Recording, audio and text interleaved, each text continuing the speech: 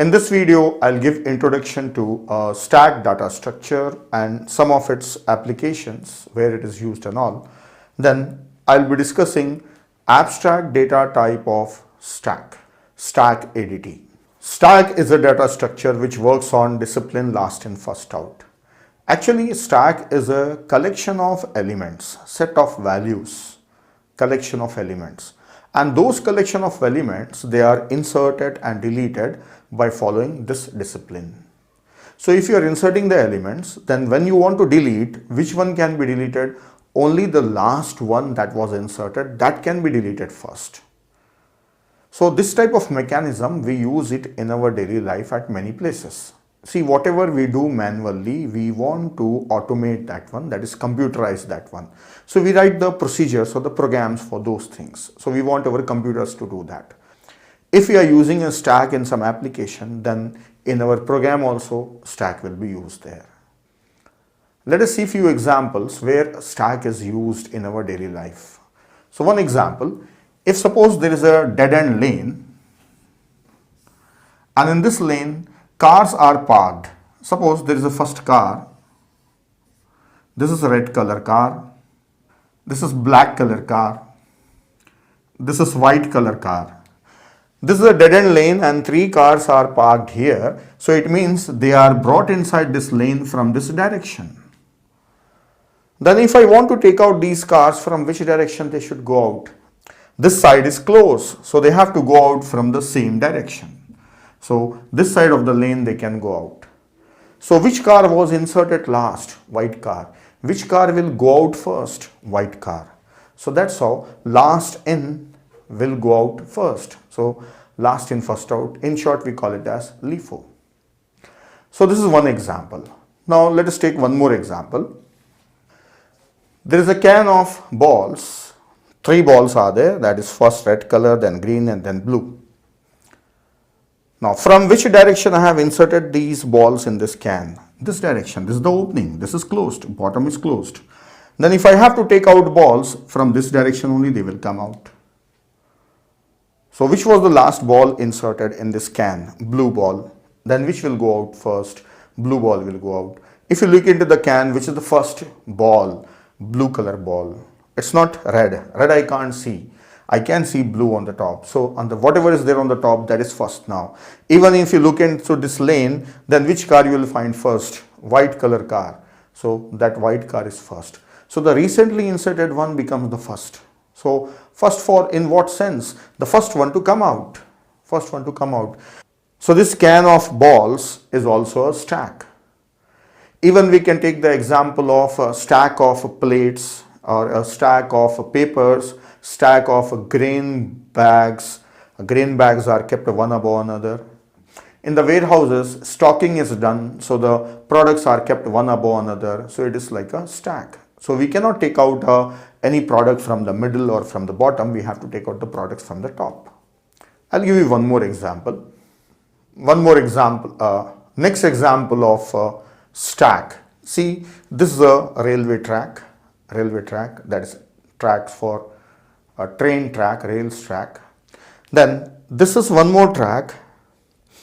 This is an extended track. This is called as shunting yard. Now let me show you what is the use of this one. Suppose this is a train. This is an engine, and behind that all cabins are there. This is engine. The point is the engine. So this is a train. It's coming in this direction. So it is facing in that direction. So it can go in that direction. If I take it on this track, then what entered first? Engine entered first. And the last cabin, suppose the last cabin, that was inserted at last.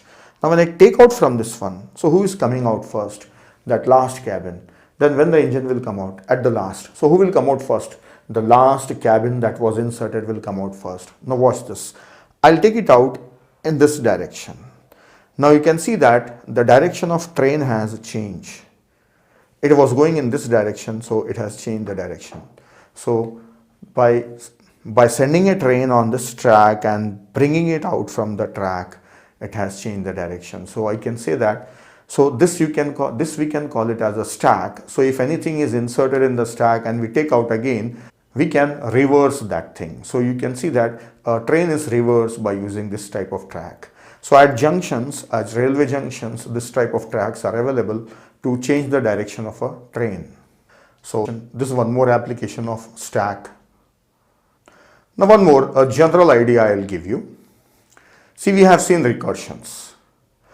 Recursions are the functions which call themselves. So their behavior is like loop, but they internally uses a stack. We have already studied about this one. So recursion uses stack. Can we convert a recursive function or recursive procedure as a iterative procedure? That is a procedure using loop. So from recursion, if we want to convert into iteration, yes, we can. So even a iteration can be converted into recursion. It is known that every recursion can be converted into iteration. But when you convert a recursion into iteration, sometimes we have to use a stack in iteration. Recursion uses stack, we know well. That is a system stack. We call it as a system stack. That is automatic.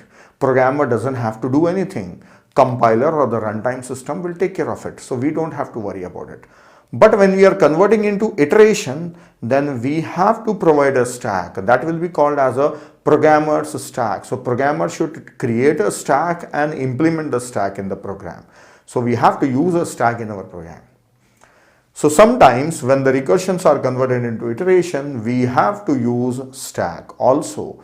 Not every recursion. Some recursions are directly converted into iteration. Some recursions we require a stack.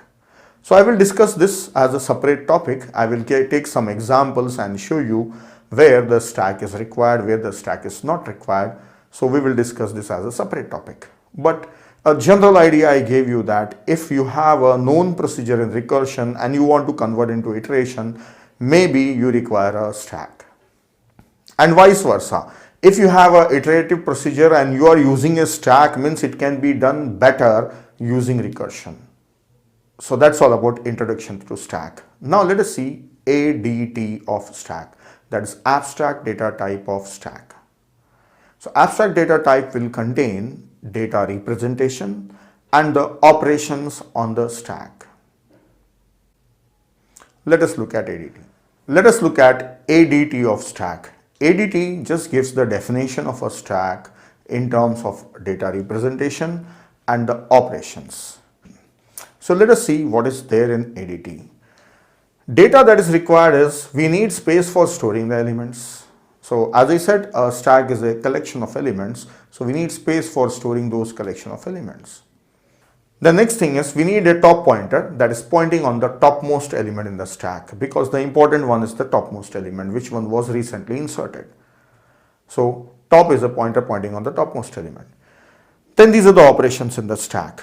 Push means inserting a value, pop means deleting a value, peek means looking at a value. So let us see all the operations. I have taken an example here. Suppose this is a stack and this is the topmost value what I have inserted, and these are the values already present. So the first value that I have inserted was 10, then 16, then 20, then 25. So recently inserted one is 25, so top is pointing here. Now what does it mean by push? Inserting a new value. Suppose I want to insert 30. So insert it from the top. So as we know that always insertion and deletion is done from top inside the stack. That is from same end. So insert 30 here. So now which is the topmost element? This is the new topmost element. So let the top point here on position 4. So this is how we can push, inserting a value. Push means just inserting one value, right? Not all values. So if you want more than one value, call push more than one times. The next pop. Pop means deleting a value, taking out a value from the stack. So if we take out a value, topmost value will go, and next topmost value is this one again.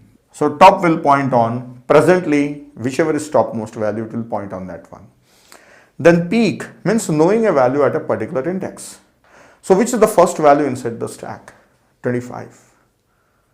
So first means not based on insertion, the based on deletion. So if this is a stack like a can, so if I look into the can, the topmost that I find is 25. So first value is 25, second value is 20, third value is 16, fourth value is 10. So I want to know which is the third value. So I should get the answer 16 from the top. So peek means looking at a value at a given position. It's not deleting, just knowing what is there. Suppose I want to know what is there at the third place. I got 16. Yes, I want to delete 16. So take out three values. So you get 25, then 20, then 16. Then you can take out 16. Like suppose the boxes are kept one above another. You want the third box from top. Then you have to take out topmost box, the next box. Then only you can take out that box. If you simply pull that box out, other boxes will fall down. So that's what we are imagining. We are having same type of data structure. So we are imagining that these elements are also arranged similarly. So to take out 16, I should delete or pop out 25, then 20, then 16. So pop is for deletion. Then next is stack top. This is not for deleting, just for knowing what is the topmost value in the stack. So right now the topmost value is 25. Just knowing the topmost value. Then is empty and is full, knowing whether the stack is empty or the stack is full. So right now stack is neither empty nor full. One more place is there. If I fill this place, then the size of the stack is 5, so it will be filled. So stack will be filled. Or if I delete all these values, then stack will be empty. So this is ADT I have explained you. That is what is the meaning of all these I have explained you. We have not seen the implementation. Now coming to implementation, how we can implement a stack? Let us recall once again. Stack is a collection of elements which follows discipline LIFO. So where do you store collection of elements? Array or linked list? Yes, these are the two physical data structures that we know. So we use these data structure for implementing a stack. We can implement a stack using array, or we can implement a stack using linked list. This is what we have to learn. So first we will see how to implement a stack using array. So when implementing a stack, we will implement all these operations. So that's all about introduction to stack and ADT. In the next video, we'll see implementation of stack using array.